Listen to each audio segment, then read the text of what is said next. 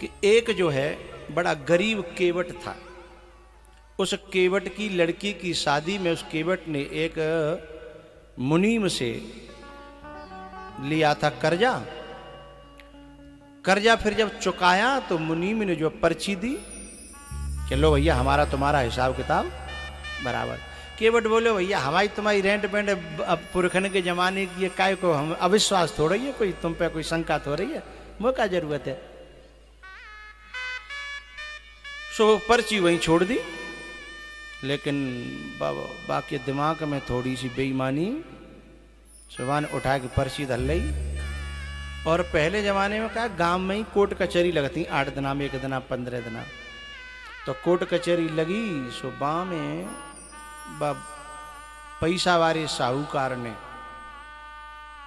और केस कर दो कि मुँह पे जिनने जो है इतने रुपया ले और फिर वापस ना दे। अब वाक्य घर बुलावा गयो, सिपाही गयो कि ऐसे ऐसे तुमको कचहरी में बुलाया है। अब केवट विचार, अच्छा बान का करो, वो बचपन से ही भगवान को भक्ता तो, और वो कहते मेरे तो रघुनाथ जी हैं, जो कोई बात करे बोले रघुनाथ जी करेंगे। ब्याह करे के बाद घर छोड़ दो, मंदिर पर रहने लगो, मंदिर पर रहने लगो। अब वो जो कचहरी में बुलाया कि मैंने ऐसा कौन सा भैया गलत काम करे हो, मैं कचहरी में बुलाया, बोले वहीं जाके पता चलेगा। वहां फिर जज ने पूछा साहब आपने इनसे जो है उधार पैसे लिए थे बच्ची की शादी में? बोले लिए थे साहब। बोले फिर आपने वापस दिए? बोले दिए थे साहब। तो बोले इनने कोई तुम पे सबूत है? बोले हमारा तो साहब बाप पुरखन के जमाने को ताल मेलो, हमने कुछ पर्ची फर्ची लई दे तो रहे जे सेठ जी, पर मैंने लई नहीं। बोले तो ऐसे थोड़ी केस माना जाएगा, तुम पे कोई सबूत नहीं है, कोई गवाह? बोले मैं तो दुनिया में कोई गवाह ना है, रघुनाथ जी वाले ही मेरे तो गवाह हैं। अब जज ने समझी कि रघुनाथ जी कोई आदमी है, तो जज बोलो ठीक है, तो अगले सप्ताह में फिर कचहरी लगेगी, रघुनाथ जी को बुला के ले आना, ठीक है। अब चले गो, बहाने कहीं जिक्का में आफत लग गई, जाके मंदिर में रघुनाथ जी के सामने रोयो कि ठाकुर जी अब मेरो जीवन तो आपको समर्पित है, मोरे तुम प्रभु गुरु पितु माता, जाऊं कहां तज पद जल जाता। मैं तो तुम्हारी शरण में हूं, और जी मैंने तो विश्वास करो, विश्वास के बदले जी ऐसो। अच्छा इधर क्या हुआ, कानून की कार्रवाई के तहत जो है गवाह के यहाँ सम्मन भेजोगे रघुनाथ जी के नाम से। वो गांव में पूरे में घूम्यो, बोले भैया कोई रघुनाथ जी नाम को आदमी? बोले ना है। तो एक आदमी ने कही भाई तेरे रघुनाथ जी नाम को आदमी तो ना है पर मंदिर है। तो सिपाही बोले वो तो कंटी काटनी है, वो तो मैं दे आऊँ। तो मंदिर में चले गो, पुजारी तो जाके बोलो साहब रघुनाथ जी के नाम से सम्मन है। पुजारी जी बोले कि भोग लगावे तो भाई दुनिया देखी, अब तक ठाकुर जी के लिए कपड़ा आते थे, भोग आता था, सामान आता है, पर जिंदगी में पहली बार सम्मन आया, और वो भी गवाह के रूप में। बाने साहब चिट्ठी ले ली, पुजारी ने साइन कर दे, बोले कोई बात नहीं, ठाकुर जी के चरणों में दद दी। और वह पढ़ी तो वह केवट को नाम। अब जो केवट था ना, वो तो रो रो के 7 दिन बस यही कहता रहा कि ठाकुर जी बुढ़ापो मेरो क्यों बिगाड़ रहे हो, मैं पूरी जिंदगी में आज तक मैं एक दाग ना है मुँह पे, और यदि मैं जा दाग लेके मरे हो तो न मैं चैन से मर पाऊंगा और न जी पाऊंगा, मेरे संग ऐसा मत करो। अब कहा भयो बुद्धि ना आएगो, वो ठाकुर जी के चरणों में माथा झुकाए के बोले आप यो मेरे तो दूसरो न कोई, मेरे तो गिरधर गोपाल दूसरो न कोई। और पुजारी ने कह दी चिंता मत करना, जिसका भगवान बजाता है ना फिर उसकी कोई बिगाड़ नहीं सकता, चिंता मत करना, जाओ। इधर ठाकुर जी तो पुजारी ने कही कि मैंने आपकी सेवा करी होए, तो आज मेरे भगत को शिष्य था उन्हीं का, पुजारी जी का, आज मेरे भगत की रक्षा करना। और खसी माल मूरत मुस्कानी, विनय प्रेम बस बही भवानी। ठाकुर जी के मन में ऐसी बात आई कि आज मेरे भक्त की परीक्षा है, हारने नहीं दूंगा। पुजारी जी ने प्रार्थना करी और वो भी चरणों में रो करके प्रार्थना करके गया। जज ने कहा साहब कोई गवाह आप लाए? बोले साहब मैं तो रघुनाथ जी गवाह हैं और कोई ना दुनिया में मेरो। वो जो आवाज लगाता है ना, उसने कहा रघुनाथ जी हाजिर हों। रघुनाथ जी हैं का? सो पीछे थे एक बड़े बूढ़े से आदमी ने यूं हाथ ठाड़ा करो, हाँ जी हम हैं। और लठिया के सहारे थे डगमगाते भये। बोले कटघरे में आओ, गवाही देनी है आपको। बोले जी साहब। अब कटघरे में आए और गवाही देवे के लिए जज ने कहा कि इन्होंने इससे उधार पैसे लिए थे तब तुम थे? बोले थे। बोले इन्होंने जब चुकाए थे तब तुम थे? बोले थे। अच्छा तो इन्होंने इनको कोई सबूत के रूप में पर्ची दी थी? बोले दी थी। तो बोले वो पर्ची कहाँ है, आपके पास है? बोले मेरे पास नहीं है साहब, सेठ जी की अलमारी में 330 नंबर पेज के और डायरी के बीच में वो पर्ची धरी है, निकलवा लो।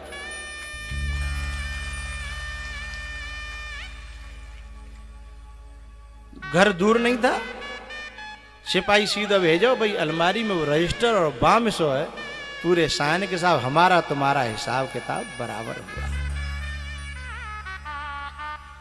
अब क्या हुआ, वो केवट तो रो रो के बड़ा बुरा हाल के ठाकुर जी मैं आपने बेदाग बचा लिया। अब इधर क्या हुआ कि वे तो गवाही दे के तो ताली बज गई, वो बाजियत बरी है गए और महफिल उठ गई। लेकिन जज जो है पीछे होके बड़े बूढ़े ढूंढने लगे कि ऐसो गवाह इतना कॉन्फिडेंट मैंने आज तक नहीं देखा। सो वो तो गवाह तो मिलो नहीं, वो केवट मिलो। बोले भैया वो आपके जो गवाह थे उनसे मिलना है। बोले यहीं कहीं होंगे। बोले मैं ढूंढिया पूरे में कहीं है नहीं। बोले तुम्हारे तो गवाह हैं, तुम तो जानते होंगे। बोले हाँ हाँ वो मेरे परिचित हैं, मैं उन्हीं की शरण में रहता हूँ। तुम्हारे गांव के ही हैं? बोले हाँ गांव के ही हैं। तो इनका मकान? बोले मकान नहीं है, इनका मंदिर है। तो जज ने समझी कि जिन कोई मंदिर बनवाया हो। तो बोले मंदिर तो बनवाया होगा लेकिन मकान? बोले नहीं मंदिर ही इनका मकान है। बोले मंदिर ही मकान है? तो बोले ये मंदिर में रहते हैं?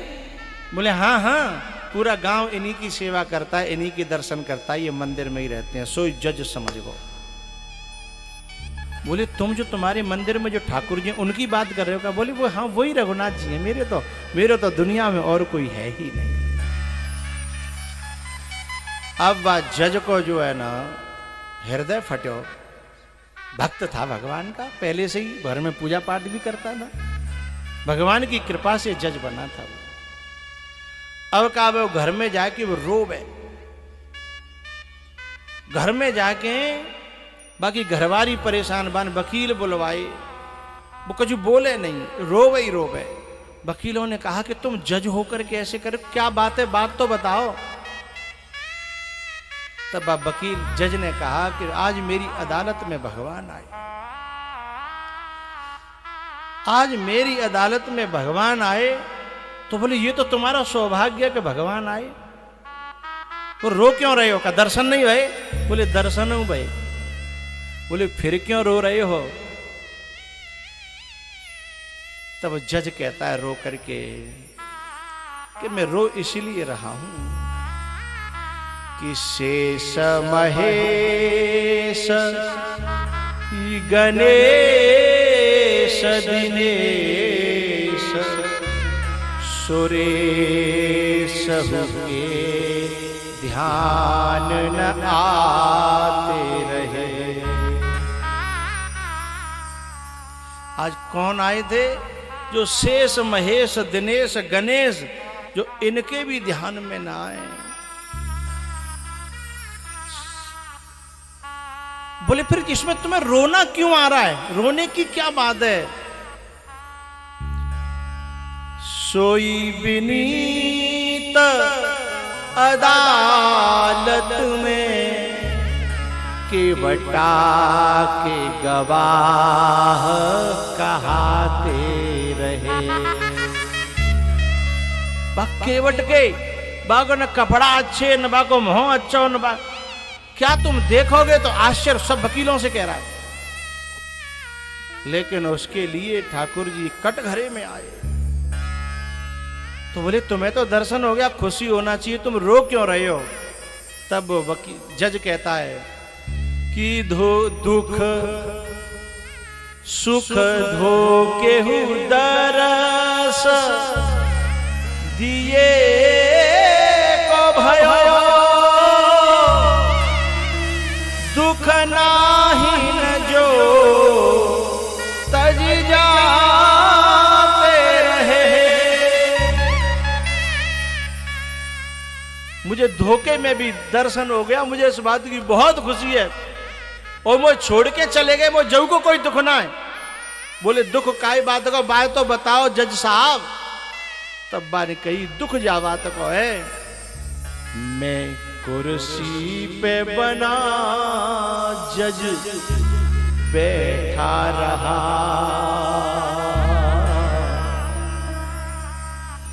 कुर्सी पे बना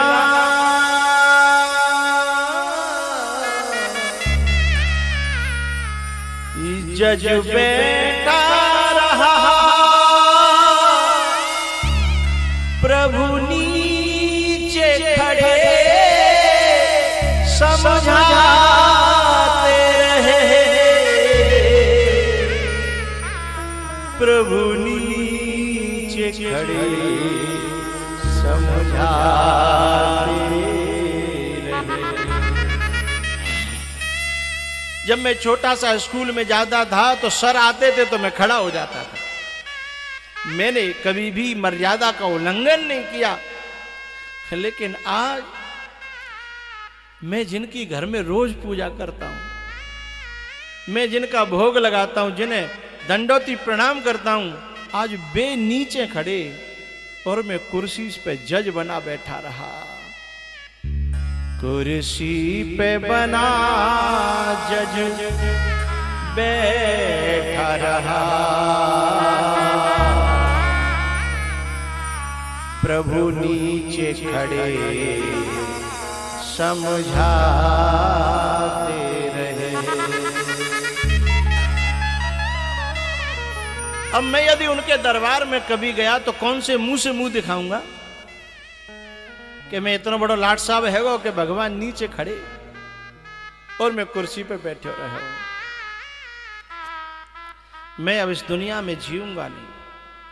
उसने जज ने घर छोड़ दिया और वो वृंदावन आ गया। वृंदावन में भिक्षा मांग करके और भगवान का नाम जप और भगवान के श्लोकों का गान करते हैं। लेकिन संतों के साथ घूमते हैं टोली में, लेकिन मंदिर के अंदर नहीं जाते। किसी ने कहा कि अरे बांके बिहारी जी के मंदिर से निकल रहे हो, अंदर चलो ना। बोले मैं मोहजा लायक ना, क्योंकि मैं उनके सामने कौन से मोहते जाऊं, क्योंकि वो मेरे दरबार में आए थे और मैं ऊपर जज बन के बैठा रहा है। क्या अब सचमुच में मैं मोहजा लायक है कि मैं उनके दरबार में जाऊं? अब मैं जाऊंगा नहीं। इसलिए ये जो बाबा है ना, ये जज की कुर्सी को ठोकर मार के आए हैं, इसलिए इनका नाम जज बाबा है। सुख धो के दरस दिए को भयो, सुख दुख नाही न जो तज जाते रहे। सुख शारद नारद शेष गण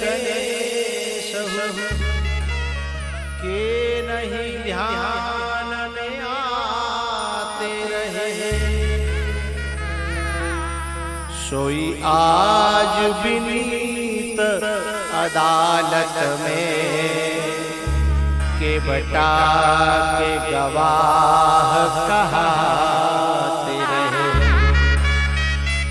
दुख इस बात का कि कुर्सी पे बना जज में बैठा रहा, प्रभु नीचे खड़े समझाते रहे, प्रभु नीचे खड़े समझाते रहे। भैया ये जज बाबा तब से मंदिरों में नहीं जाते। बोले अब ये मुंह उन्हें दिखाने लायक। उन्होंने पूछ लिया मुझसे कि तू बुई जजेगा, तेरी अदालत में मैं गया था हैं, और तू कुर्सी पे ते ने के उठिबो तो दूर रहो, हल्याऊ नहीं है तो हैं, तो मैं कौन से मुंह से जवाब दूंगा। बात इस पे चली थी कि भगवान बड़ा से बड़ा दुर्योधन के यहाँ कहते हैं कि हाँ हाँ दुर्योधन बांध मुझे, और यहाँ एक केवट के गवाह के रूप में लठिया पकड़ के अदालत में गवाह बन करके पहुंच गए।